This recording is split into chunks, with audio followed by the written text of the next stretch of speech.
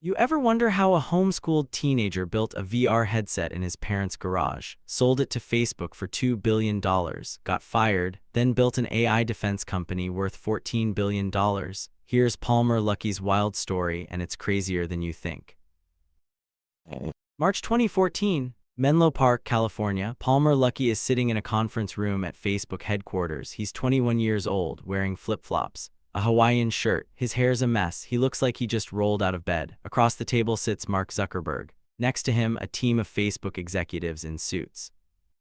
They've been negotiating for 3 days straight. Facebook wants to buy Oculus VR, the company Palmer started in his parents' garage 2 years ago. The offer on the table, $2 billion. $2 billion. Palmer's co-founder, Brendan Iribe, is trying to stay calm. Their lawyers are there. Their investors are there. Everyone's telling Palmer this is the deal of a lifetime. He's 21 years old. He could walk away with hundreds of millions of dollars. But Palmer's not thinking about the money. He's thinking about something else. He leans forward. Mark, I need to know something. Are you going to let me keep building what I want to build? Because if this just becomes Facebook VR, if it becomes social media and headsets, I'm not interested.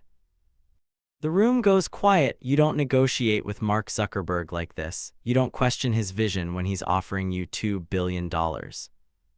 Zuckerberg doesn't blink. Palmer, we're buying Oculus because of what you built. We want you to keep building it. You'll have the resources, the team, everything you need.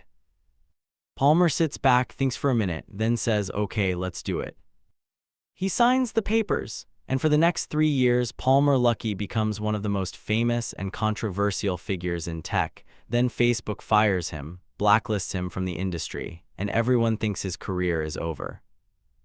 Except Palmer doesn't quit. He disappears for a year, then comes back with Anduril Industries, a defense tech company building AI weapons systems. And now, 7 years later, Anduril's worth $14 billion. Palmer's back on top, and the entire tech industry is scrambling to catch up with what he built. This is his story. I'm Alex Morgan. This is Behind the Billion, and today we're breaking down Palmer Luckey, the guy who basically created modern virtual reality, sold his company to Facebook for $2 billion when he was 21, got fired in one of the most controversial terminations in tech history, then came back and built a defense company that's now worth more than Oculus ever was. So I spent the last week and a half reading everything I could find about this guy. Blake Harris's book, The History of the Future, incredible 600 pages of detailed reporting on the Oculus story. Palmer's own blog posts from the early 2010s where he documented everything he was building. Modretro forums where he posted under the username PalmerTech. Court documents from the ZeniMax lawsuit, thousands of pages of depositions and internal emails. Interviews he's done since starting Anduril, TechCrunch articles, Wired profiles, and here's what I found. Palmer Luckey is one of the most misunderstood figures in tech. Everyone has an opinion about him. People love him or hate him. But most people don't actually understand what he built, how he built it, why the Facebook thing fell apart, or why his comeback with Anduril is actually more impressive than Oculus ever was. Let me take you back to the beginning. 1992, Palmer Freeman Luckey is born in Long Beach, California. His parents homeschool him and his 3 sisters, and this is crucial because it shapes everything about how Palmer approaches problems. He's not learning in a traditional classroom where you follow a curriculum and take tests and move at the same pace as everyone else. He's learning by obsession. If something interests him, he can spend 8 hours a day on it for weeks. If something doesn't interest him, he skips it entirely. When Palmer is 6 years old, he gets obsessed with electronics, just completely fascinated by how things work. He takes apart everything in the house. Remote controls, his Nintendo, game consoles, his dad's computer. His mom's like, Palmer, you need to stop breaking everything we own. His dad's more encouraging. He's an engineer himself, says, if you're going to take it apart, you need to figure out how to put it back together. So Palmer does. He learns electronics by destroying and rebuilding. By the time he's 8, he's reading electronics textbooks meant for college students. By 10, he's building his own computers from spare parts, not like ordering components and assembling them. I mean designing circuit boards, soldering components by hand, writing basic firmware. And his parents are supportive but also worried, because Palmer's clearly gifted, but he's also obsessive to the point where it's almost compulsive. He'll work on a project for 12 hours straight and forget to eat. He'll stay up all night debugging code. This isn't normal childhood behavior. But it's making him incredibly good at hardware engineering. By 11 years old, Palmer discovers online forums. This is the early 2000s, and he finds these communities of electronics hobbyists, hardware hackers, modders, people building crazy projects in their garages. He starts posting, asking questions, sharing what he's working on, and because he's homeschooled and has flexible time, he can spend hours every day engaging with these communities. He starts doing contract work, repairing phones, modding game consoles. He's 13 years old making money fixing electronics for adults who don't know how. The money's not huge, but it's his, and more importantly, it's validation. He's good at this, really good. At 14, Palmer discovers virtual reality, and this becomes his obsession. This is 2006, VR is basically dead.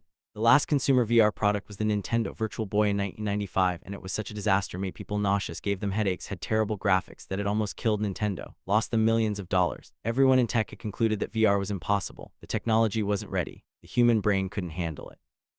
Maybe it would never work. But Palmer starts reading everything he can find about VR history.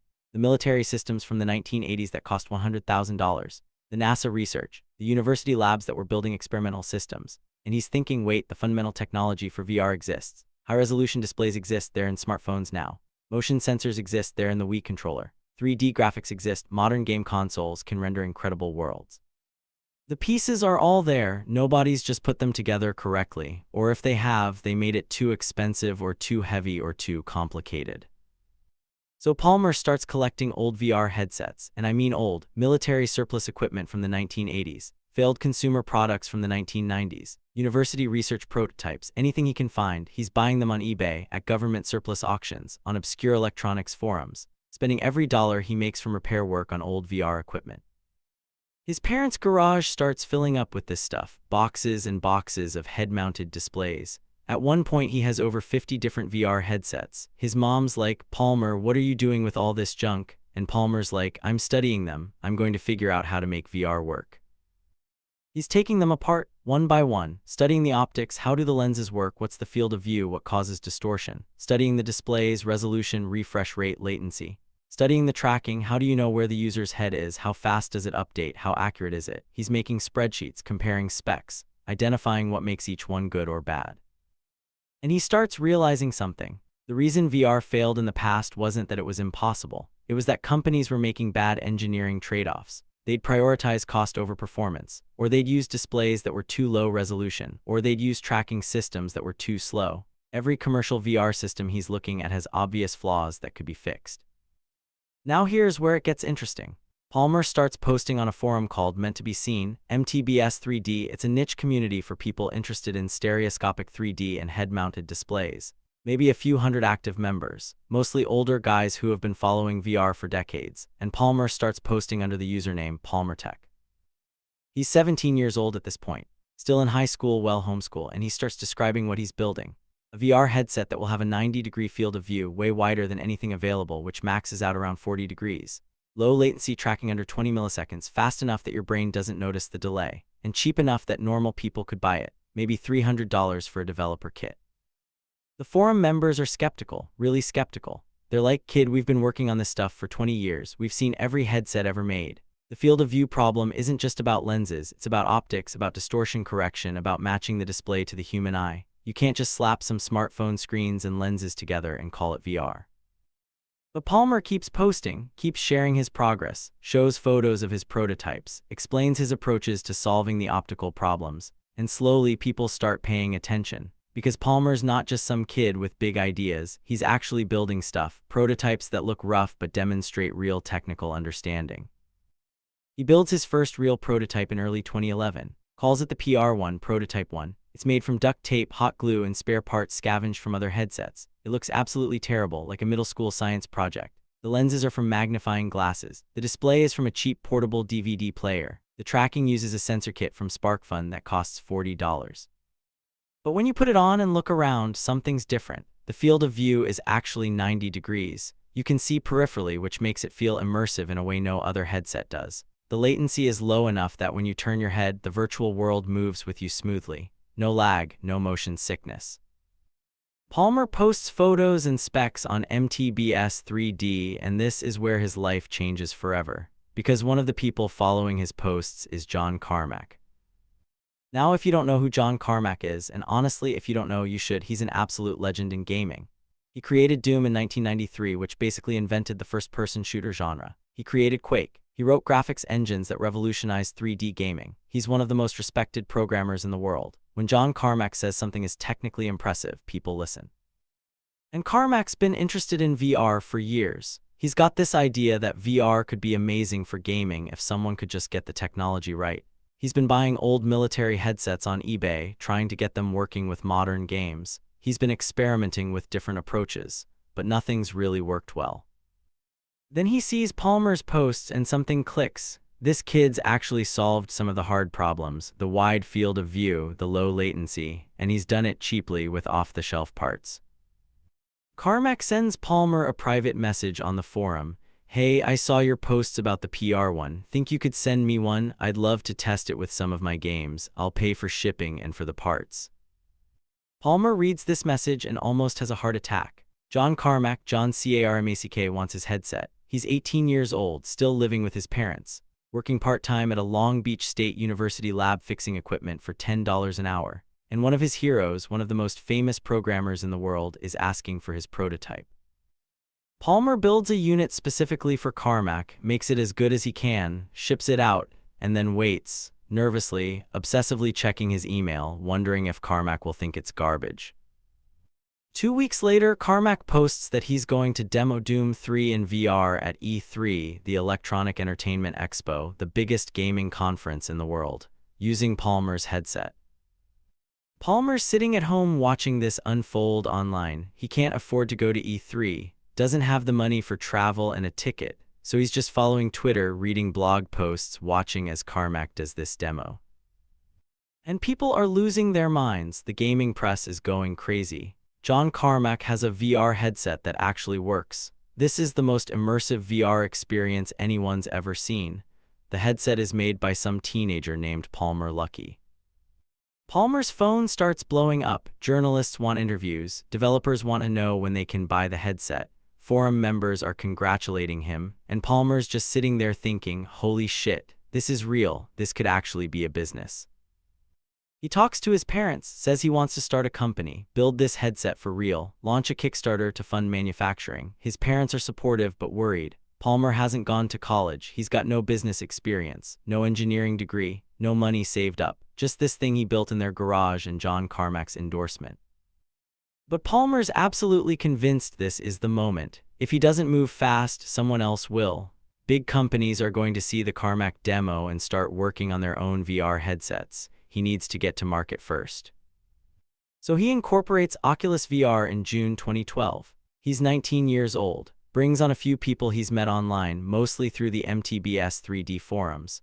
They start designing a version of the headset that could actually be manufactured at scale, not duct tape and hot glue, but proper industrial design with custom components. And then in August 2012, they launch the Kickstarter. The goal is $250,000. They're offering developer kits, not consumer products, but early versions that game developers can use to start making VR content for $300 each. The Kickstarter goes live at 9 a.m. Pacific time on August 1st, and within 4 hours, they hit their $250,000 goal. By the end of the first day, they've raised over $1 million. By the end of the campaign, 30 days later, they've raised $2.4 million from 9,522 backers. It's one of the most successful hardware Kickstarters ever, and Palmer's life completely changes overnight. He goes from nobody to the face of VR's comeback. Every tech journalist wants to interview him. He's on the cover of magazines. Investors are calling nonstop, wanting to put money into the company. And Palmer, who's 19 years old, still living with his parents, has never managed anyone, has never run a business, is suddenly in charge of a company with millions of dollars and thousands of customers waiting for their headsets. Now here's what most people don't understand about the early Oculus story. Palmer was the technical genius and the public face, but he wasn't the CEO. He knew he wasn't ready for that, didn't have the experience or the skills. So he brings on Brendan Iribe, an experienced entrepreneur who'd already built and sold a startup called Scaleform. Iribe becomes CEO. They hire Nate Mitchell to run product and community. They bring on engineers from Valve, from gaming companies, from anyone who has relevant VR experience. They move out of Palmer's parents' garage and into a real office in Irvine, California, and they start raising serious money. First, they close a $16 million Series A led by Spark Capital and Matrix Partners. Mark Andreessen, yes, that Mark Andreessen, Netscape founder, legendary investor. He leads a $75 million Series B and joins the board. Suddenly, Oculus has nearly $100 million in funding. They can hire anyone they want, build anything they want. The pressure's on to deliver. Palmer's still the public face. He's doing demos at conferences, talking to press, engaging with the developer community on Reddit and Twitter. But behind the scenes, there's tension building, because Palmer wants to build the absolute best VR headset possible. Doesn't matter if it costs $400 or $500 or $600. He wants perfect optics, the highest resolution display, the best tracking system. He wants it to be undeniably amazing. But the business guys ear-ibe the investors, the board. They're worried about price. They know that VR will only go mainstream if it's affordable. If it's $600, it's a niche gaming peripheral. If it's $300, it could be a platform. This tension plays out over months of product development, compromises, arguments. Palmer feels like they're sacrificing quality for cost. The business team feels like Palmer doesn't understand market realities. And then Mark Zuckerberg enters the picture. This is late 2013. Zuckerberg tries an Oculus prototype at a game developer conference, and he has this epiphany. He's been thinking about what's next after smartphones, what's the next computing platform, and VR could be it. He doesn't see it as just gaming. He sees social VR, business meetings in VR, education in VR, an entire virtual metaverse where people spend time. Facebook could own that platform the way Apple owns the iPhone and Microsoft owned Windows. Zuckerberg reaches out to ear-ibe and Palmer wants to meet. They fly up to Menlo Park, and over several meetings, Zuckerberg lays out his vision. Facebook wants to buy Oculus. They'll give Oculus resources to build the best possible VR system. Money, engineering talent, manufacturing expertise, distribution. The initial offer is $2 billion, half in cash, half in Facebook stock. It's an absolutely insane number for a company that hasn't shipped a consumer product yet.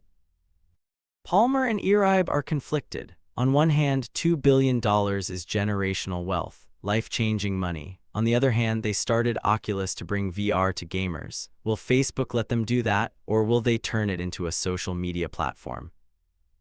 They negotiate for weeks. Palmer's the holdout. He keeps asking Zuckerberg, "Are you going to let me keep building what I want to build?" And Zuckerberg keeps saying yes. He promises that Oculus will operate independently within Facebook. Palmer will still lead VR hardware development. They'll still ship the gaming headset they've been working on. Finally, Palmer agrees. The deal closes in March 2014. Palmer's personal stake is worth several $100 million. He's 21 years old. And overnight, he goes from scrappy startup founder to one of the most famous people in tech. He's on the cover of Time magazine. Wired does a huge profile. People are calling him the next Steve Jobs, the savior of VR, the wunderkind who sold his company for $2 billion before he could legally drink alcohol. But the Kickstarter backers are absolutely furious. They feel betrayed. They backed Oculus because it was an independent company, a scrappy startup fighting to bring VR to gamers and enthusiasts. Now it's owned by Facebook, a company many gamers distrust, a company known for data collection and social media manipulation. The comments on the Kickstarter page are brutal. "You sold out. This is the death of Oculus. Facebook is going to ruin VR." Notch, the creator of Minecraft, cancels plans to bring Minecraft to Oculus, says he doesn't trust Facebook. Palmer tries to defend the decision. He posts on Reddit, does interviews, says Facebook's resources will help them build better VR faster, that nothing will change about Oculus's mission. But a lot of people don't buy it. There's this sense that Palmer chose money over principles, that he betrayed the community that supported him. And for a while, it seems like maybe Palmer was right to take the deal. Oculus gets huge resources. They hire hundreds of engineers. They're building custom displays, custom optics, custom tracking systems. They're working with Samsung on the Gear VR. They're partnering with game studios to develop content.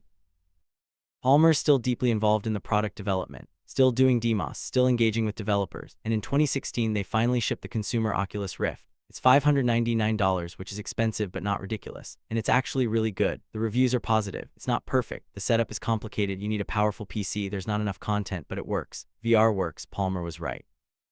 But then the problems start. First, there's the ZeniMax lawsuit. ZeniMax is the parent company of id Software, where John Carmack used to work. When Carmack left id to join Oculus full-time, ZeniMax claimed he took their VR technology with him, that Oculus's entire system was based on stolen intellectual property. The lawsuit's a mess. It goes to trial in 2017, takes weeks. And all these internal emails come out. Emails where Palmer's trash-talking competitors. Emails where he's exaggerating Oculus's technical achievements to investors. Emails where he's making promises he can't keep.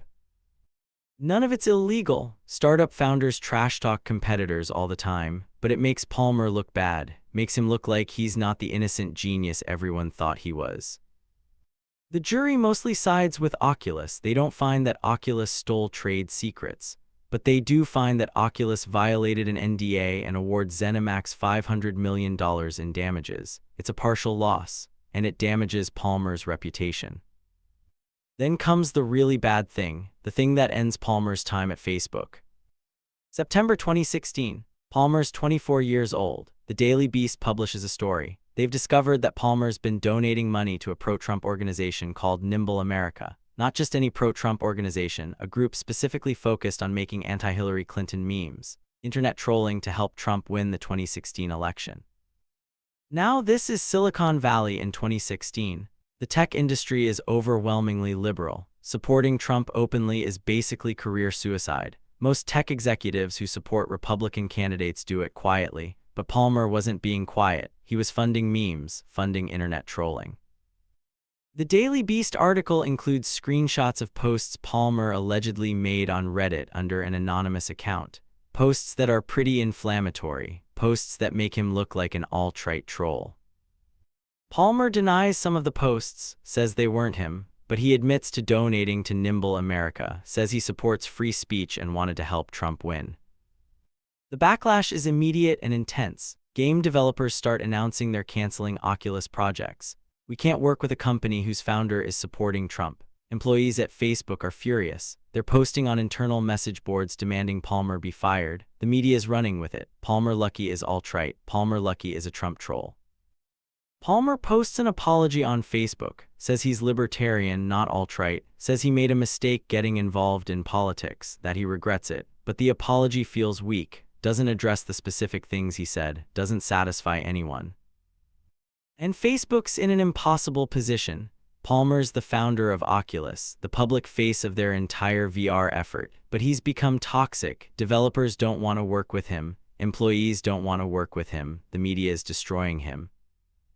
For a few months, Palmer stays with the company, but he's basically benched, not doing public appearances, not at conferences, not in the press, just there, still getting paid but not doing much.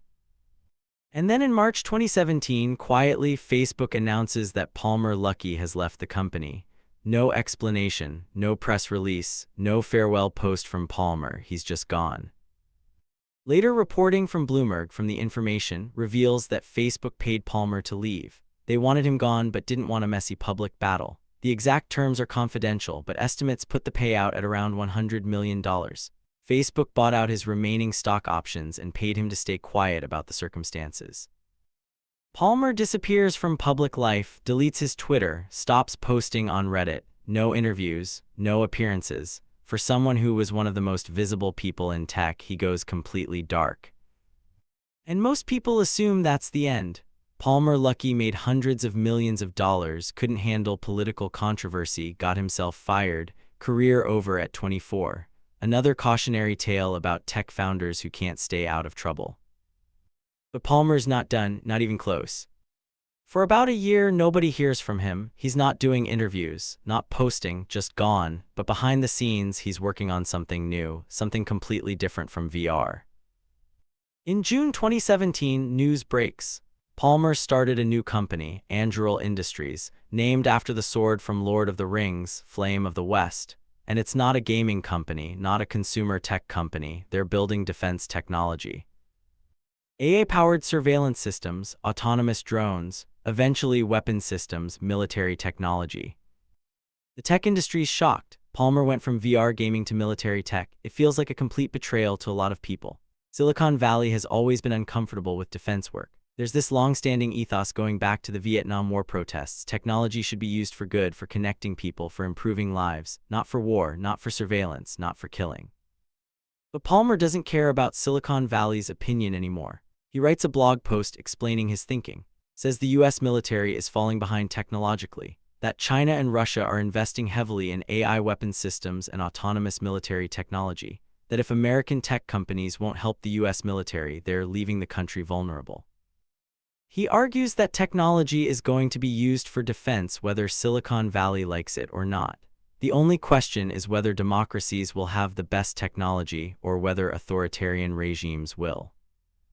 It's a controversial position, but Palmer's all in. He's recruited co-founders from SpaceX and Palantir. He's hired engineers from Google, from Facebook, from top tech companies, people who want to work on hard technical problems and don't mind the defense context.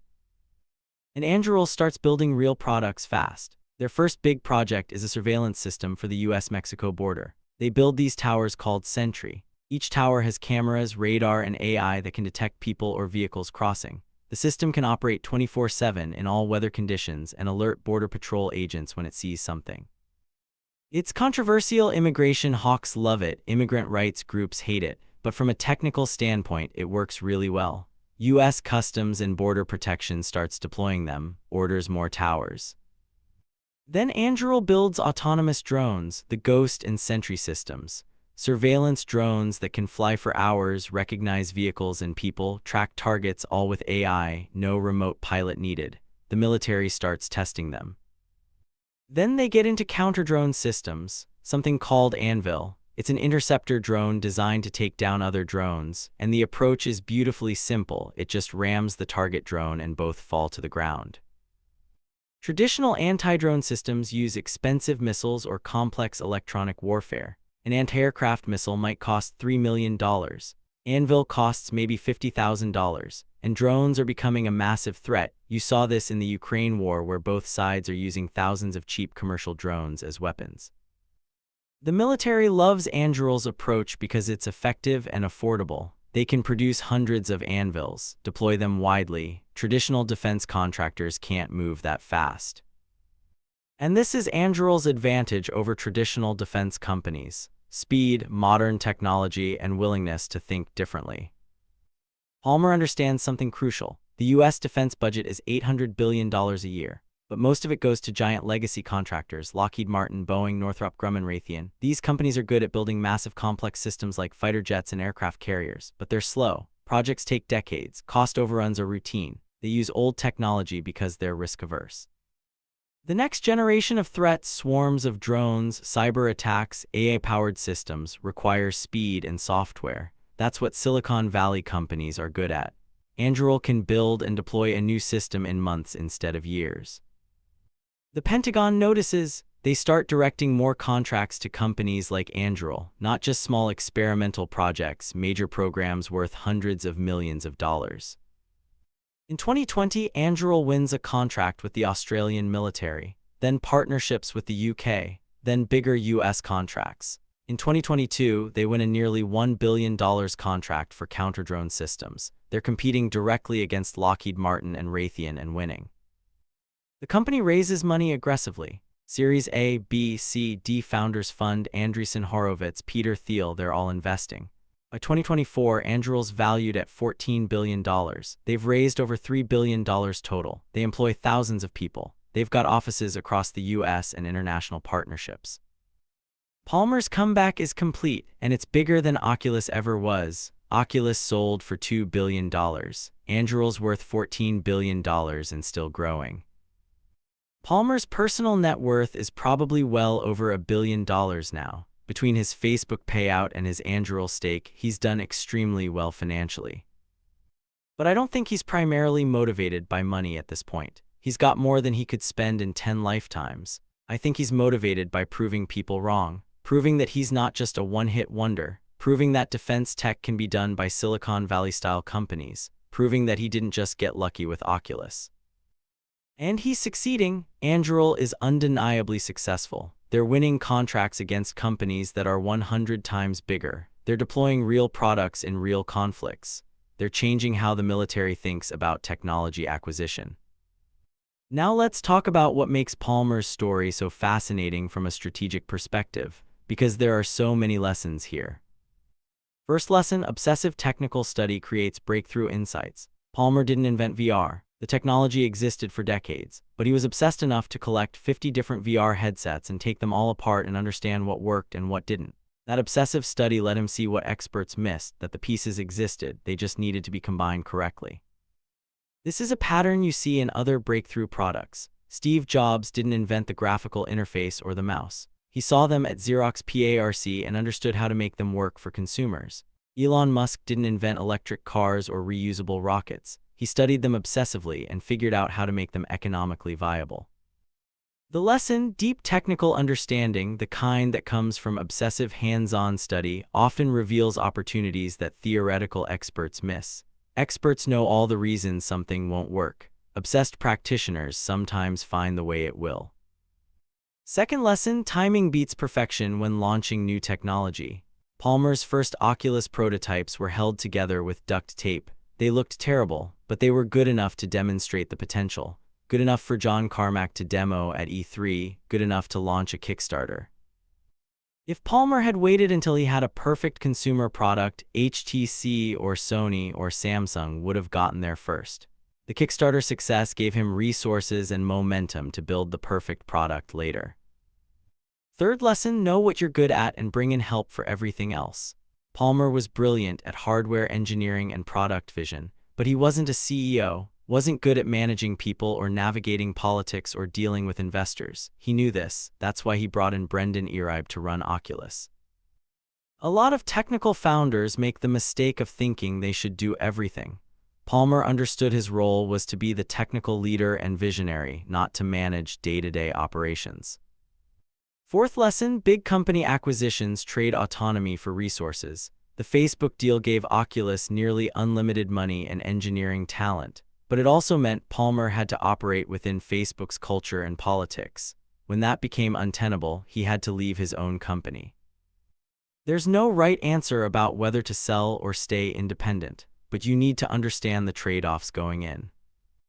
Fifth lesson, controversial positioning can be a strategic advantage in the right market.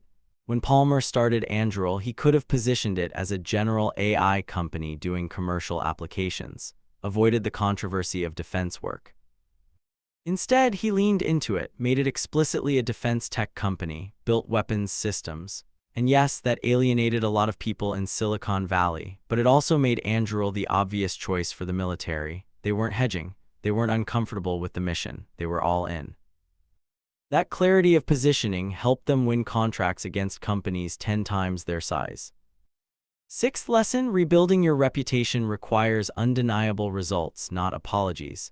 After getting fired from Facebook, Palmer could have spent years trying to rehabilitate his image, doing apology tour, trying to get back in Silicon Valley's good graces. He didn't. He just built something huge, something undeniable. And Anduril's success forced people to take him seriously again. You can't argue with a $14 billion valuation and major defense contracts. Now let's talk about what this means for the broader tech industry, because Palmer's story connects to some really important trends.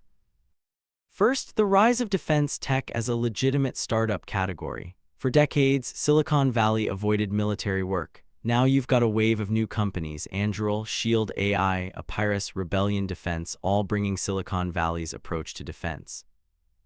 And they're winning because legacy defense contractors are vulnerable. Lockheed and Boeing are amazing at building fighter jets, but they're slow at software and AI. That's what modern conflicts require. Second, the politicization of tech. Palmer got caught in this in 2016, but it's only intensified. Tech employees care deeply about politics. They protest decisions they disagree with. CEOs have to navigate these tensions constantly. Palmer's solution, leave and build something new, only works if you already have resources, but it's a model others might follow. Third, the question of what technology should be used for. Should tech companies work on defense, on surveillance? These are real ethical questions with no easy answers. Palmer's position is clear. These technologies will be built whether we like it or not. Better that democracies have them than authoritarian regimes. You can disagree with that logic, but it's internally coherent. So that's the story. That's how Palmer Luckey went from building VR headsets in his parents' garage to running one of the most important defense tech companies in America. Obsessive technical focus, bringing in help where he needed it, perfect timing with market opportunities, willingness to be controversial when the mission required it, and persistence through failure and controversy. Alright, so that's the deep dive on Palmer Luckey. That's how a homeschooled teenager built modern VR in his parents' garage, sold to Facebook for $2 billion at 21, got fired in the messiest way possible, disappeared, then came back and built a defense tech company worth more than Oculus ever was. The comeback was bigger than the original success. That's the part nobody saw coming. If this kind of deep research and case study analysis is valuable to you, if you want to understand not just what founders built but how they think, how they make decisions, how they bounce back from failure, hit that subscribe button. I release new episodes every single day, deep dives into the founders and companies that changed everything. The strategy, the tactics, the lessons we can learn and actually apply to what we're building. I'm Alex Morgan, thanks for listening to Behind the Billion.